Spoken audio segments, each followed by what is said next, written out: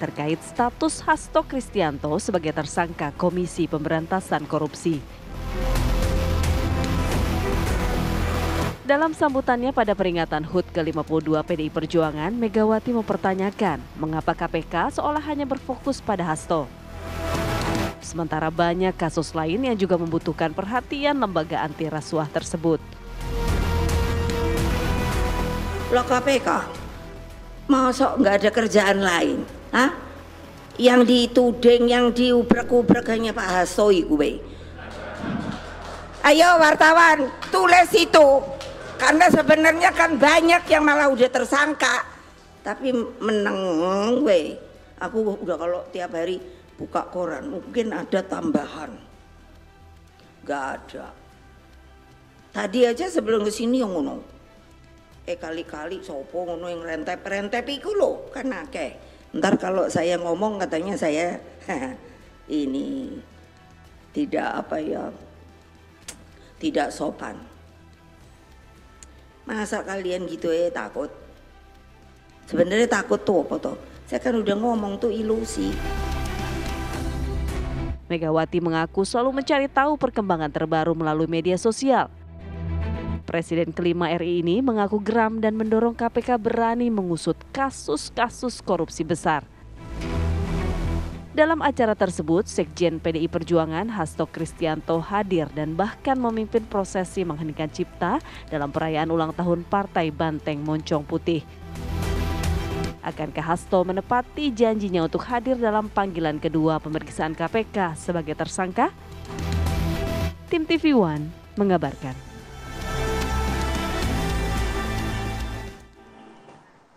Ya pemirsa, dalam pidatonya di hari ulang tahun ke-52, Ketua Umum PDI Perjuangan menceritakan keterkejutannya saat mengetahui calon yang diusung PDI Perjuangan kalah dalam Pilpres 2024. Megawati pun mengungkapkan alasan perayaan ulang tahun PDI Perjuangan kali ini berlangsung sederhana. Tutupi. Loh, kamu ngerasa apa enggak? Kenapa saya terus bikin acara ini? Saya bilang sama Sekjen, udahlah kita ini kan lagi prihatin, nggak usah rame-rame. Tadinya saya mau bikin kan besar gitu, karena saya yakin pilihan saya Pak Ganjar sama Pak Mahfud itu bakalan menang. Kok bisa kalah ya? Udah gitu, kan nomor 3 lagi, gila saya bilang. Ini rekayasa dari mana nih pelajarannya?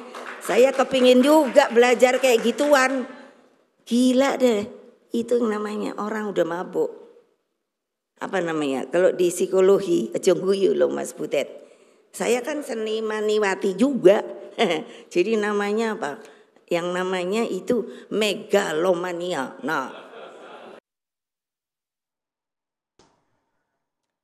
Iya, banyak catatan dari pidato Ketua Umum PDI Perjuangan Megawati Soekarnoputri dalam rangkaian acara ulang tahun PDIP ke-52 tahun.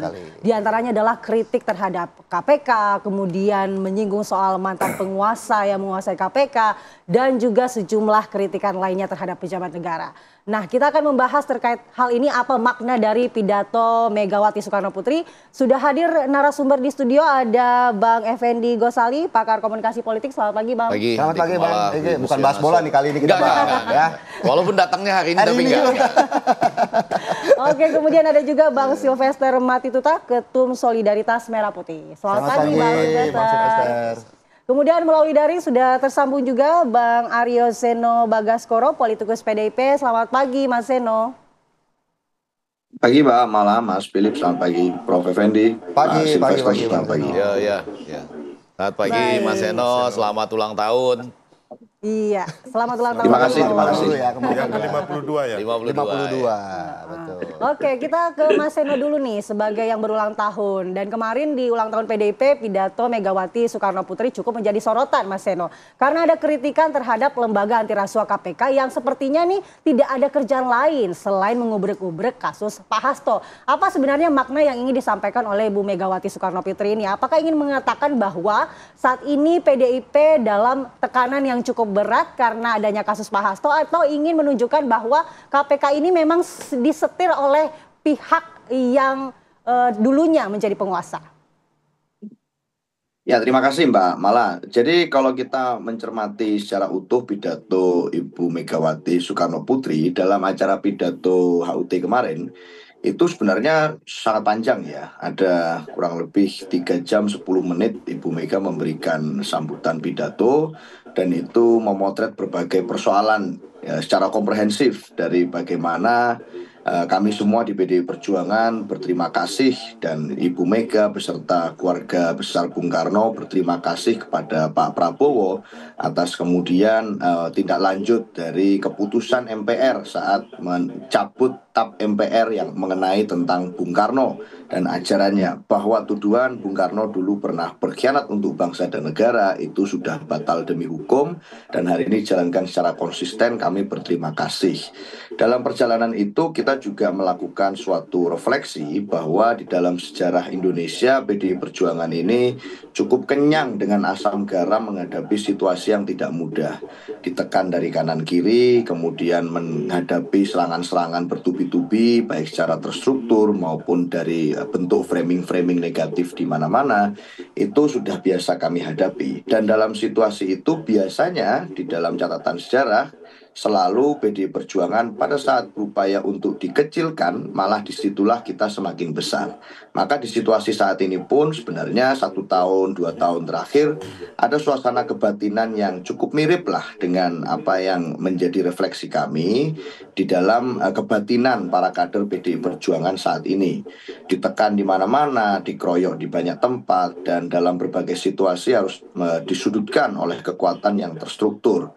Maka tentu saja kami melakukan suatu catatan evaluatif tentang situasi itu. Bu Mega memberikan suatu pencerahan kepada kami tentang bagaimana semestinya bangsa dan negara ini ya bisa jauh lebih baik dari apa yang kita alami sekarang, termasuk dalam hal penegakan hukum.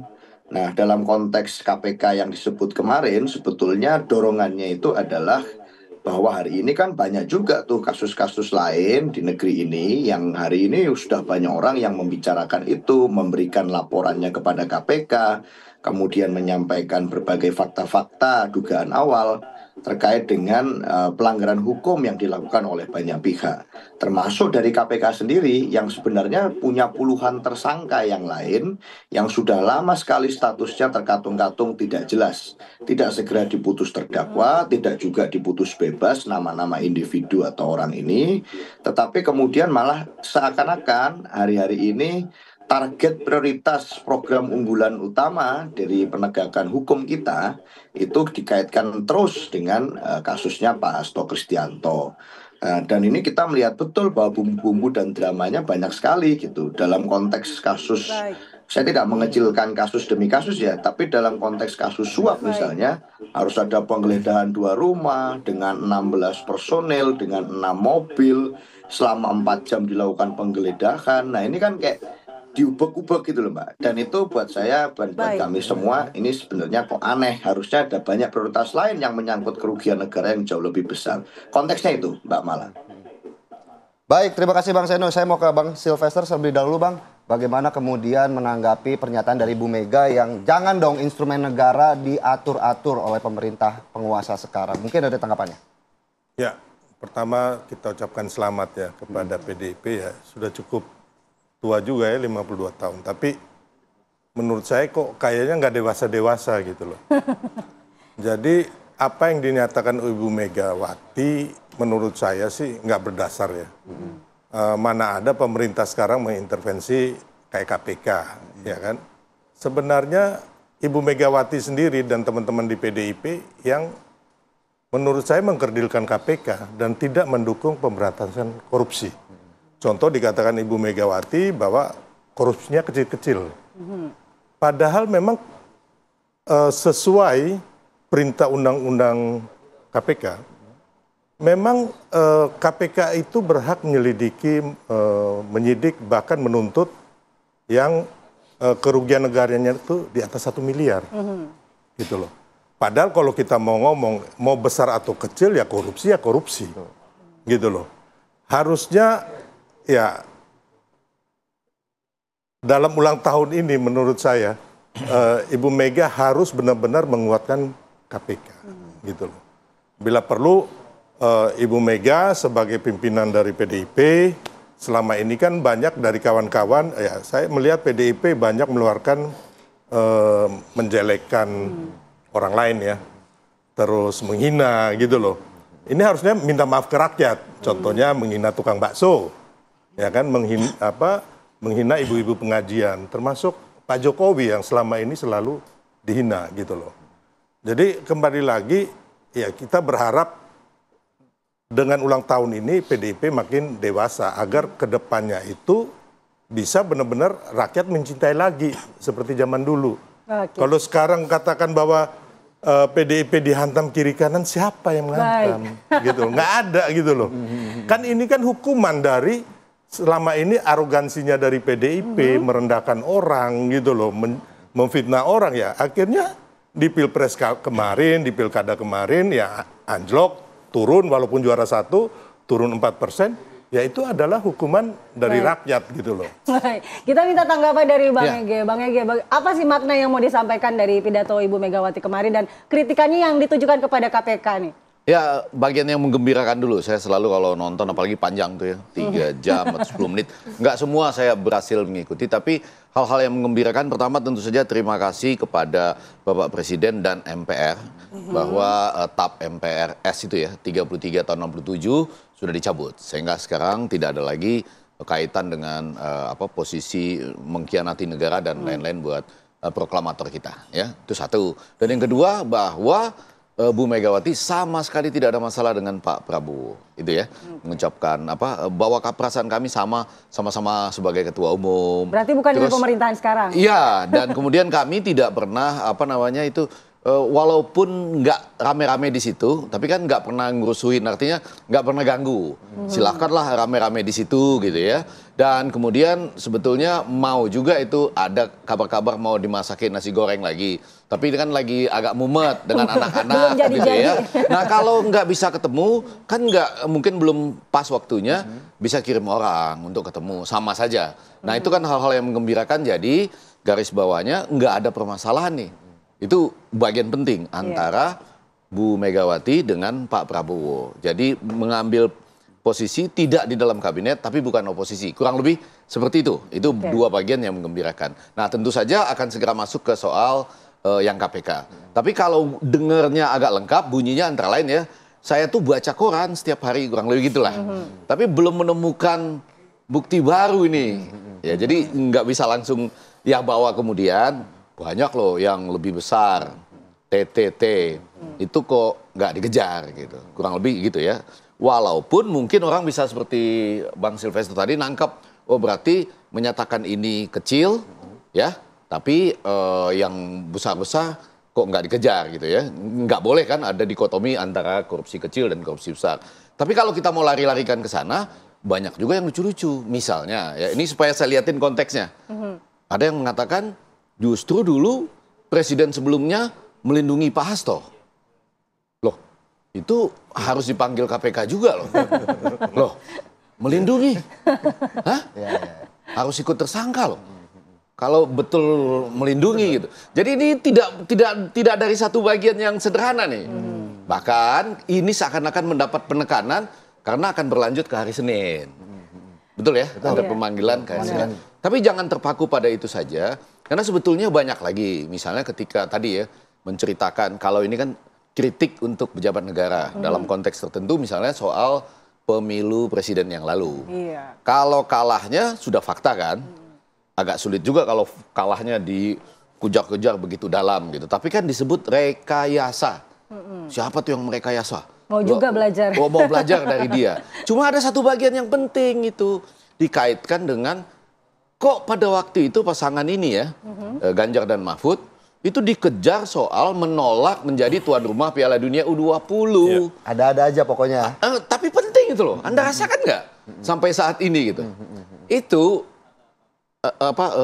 Belanda itu sudah pernah menderita loh. Jadi Jadi tuan rumah hanya pertandingan klub antara Israel dengan pada waktu itu ya di Belanda gitu.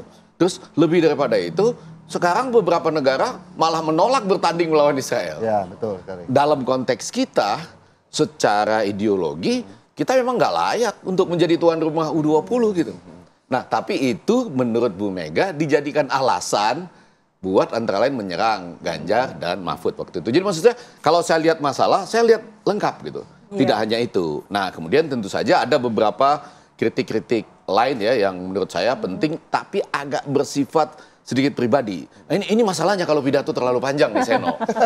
Mudah-mudahan pidato selanjutnya itu 1 jam sajalah gitu ya. Nah, kalau seperti misal hashtag Indonesia Emas harusnya Indonesia Raya gitu-gitu ya. Kemudian soal honoris causa, yang lain itu beli gitu, kurang lebih gitu-gitu lah ya.